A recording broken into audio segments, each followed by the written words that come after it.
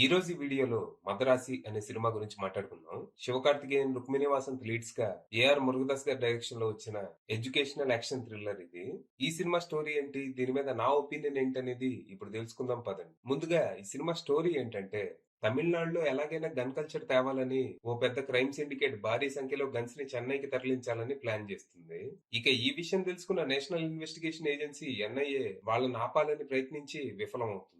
అయితే సరుకు చెన్నై చేరినా డిస్ట్రిబ్యూట్ చేయడానికి ఇంకా టైం ఉండటంతో ఈలోపు ఆ గన్ లోడ్ ఎక్కడ దాచారో లొకేషన్ తెలుసుకుని వాటిని డెస్ట్రాయ్ చేయడానికి ఒక ప్లాన్ సిద్ధం చేస్తుంది ఎన్ఐఏ. అయితే ఈ మిషన్ కు ఒక ట్రైన్డ్ ఆఫీసర్ ని కాకుండా ఓ మెంటల్ డిజార్డర్ తో బాధపడుతూ ఆత్మహత్య చేసుకోవాలని తిరుగుతున్న రఘు అనే కుర్రాన్ని సెలెక్ట్ చేస్తారు.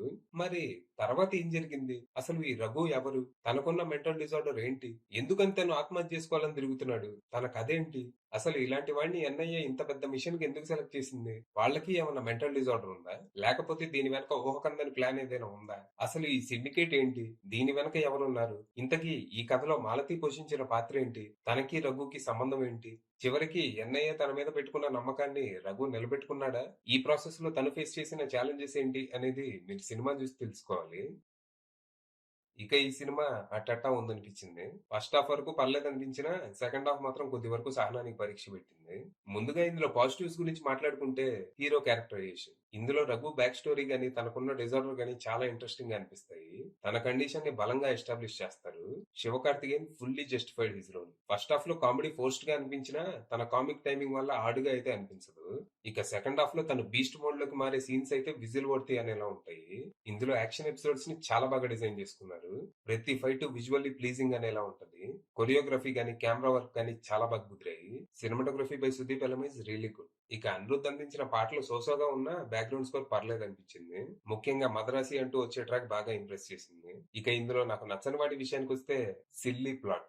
ఓ రాష్ట్రాన్ని గన్ కల్చర్ నుంచి కాపాడటానికి ఎన్ఐఏ ప్లాన్ చేసిన మిషన్ కి ఓ మెంటల్ డిజార్డర్ ఉన్న వాడిని సెలెక్ట్ చేసుకోవటం అనేది it doesn't make any sense. పోనీ దీన్ని ఏమైనా కొంచెమైనా కన్విన్సింగ్ గా చూపించగలిగారా అంటే అది లేదు. వాళ్ళు చెప్పే రీజన్స్ ఏదో 2వ క్లాస్ పిల్లవాడు స్కూల్ ఎగ్గొట్టడానికి వాళ్ళ అమ్మ దగ్గర చెప్పే సోలులా ఉంటది. ఇక ఎన్ఐఏ ఆఫీసర్లు ఉంటారు, అసలు వాళ్ళకి ఏ పని చేత కాదన్నట్టు వాళ్ళని ఎంత దారుణంగా చూపించారంటే, హైలీ ట్రైన్డ్ ఆఫీసర్స్ అంట, ఒక్క మిషన్ సరిగ్గా ప్లాన్ చేయటం రాదు, ఎగ్జిక్యూట్ చేయటం రాదు, కనీసం ఎవరినైనా షూట్ చేయటం కూడా చేత కాదు.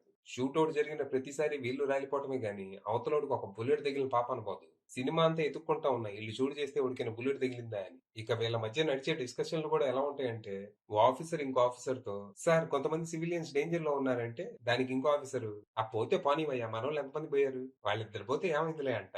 వీళ్ళు జనాల్ని రాష్ట్రాన్ని కాపాడతారని మనం నమ్మాలి. నిజమైన ఎన్ఐ ఆఫీసర్లు ఎవరైనా ఈ సీన్లు చూస్తే వచ్చి 4 తన్నిపోతారేమో.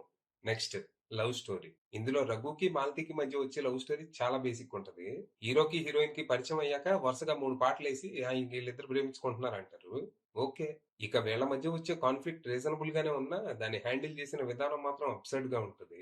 అమ్మాయిల గురించి నాకు అసలు ఏమీ తెలియదు గానీ మరి ఇంత సెన్స్ లేకుండా ఉంటారని అయితే నేను అనుకోవట్లేదు. ఇక మాలతి గారు Rukmini Vasanth look gorgeous on screen, but she has nothing much to do. ఇప్పటిదాకా తను ప్రతి సినిమాలో ఏదైతే చేస్తుందో ఈ సినిమాలో కూడా అదే చేసింది. Next, routine syndicate. అసలు ఆ సిండికేట్ ఏంటి, అది ఎలా రన్ అవుతుంది, ఈ విరాట్ ఎవరు, చిరాగ్ ఎవరు అనేది సరిగ్గా ఎక్స్ప్లెయిన్ చేయరు. ఎన్ని సినిమాల్లో చూడలేదు, సిండికేట్ అంటే ఆ మాత్రం తెలీదా మీకు, మీరే ఊహించుకోండి అని మన ఊహలకే వదిలేస్తారు.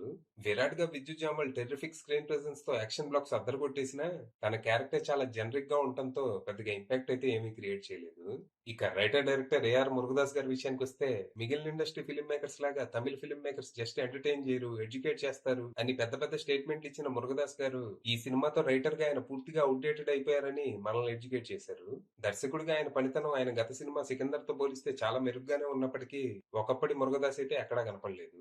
గన్ కల్చర్ గురించి జనాలకు అవగాహన కల్పించాలనుకోవడం మంచి విషయమే గానీ, అందుకు తగ్గ స్క్రీన్ ప్లే కూడా రాసుకుని ఉంటే బాగుండేది. ఓ ఇంట్రెస్టింగ్ కాన్సెప్ట్ మీద బలవంతపు మెసేజ్ రుద్దకుండా ఉండాల్సింది. ఫైనల్ గా చెప్పేది ఏంటంటే, పెద్దగా ఎక్స్పెక్టేషన్స్ ఏమో పెట్టుకోకుండా వెళ్తే ఈ సినిమా కొద్ది వరకు సాటిస్ఫై చేసే అవకాశం ఉంది. అది విషయం.